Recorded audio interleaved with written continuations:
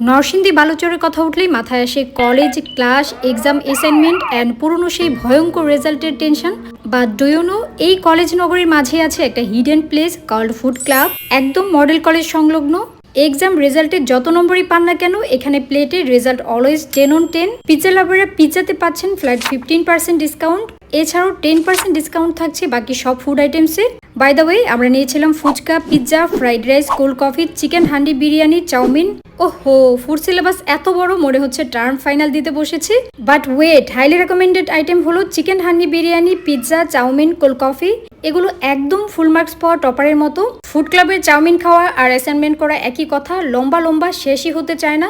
তবে এক প্লেটে যে কোয়ান্টিটি সার্ভ করা হয়, অনায়াসে 2 বন্ধু মিলে খেতে পারবেন। অ্যান্ড তাদের চিকেন হান্ডি বিরিয়ানি একদম স্যারের লেকচারের মতো। শুরুতে বোরিং লাগলেও একবার খাওয়া শুরু করলে বুঝবেন আসল আসক্তি এটাতেই। সো স্টুডেন্টদের বলছি, টেনশন ছেড়ে আসুন ফুড ক্লাবে।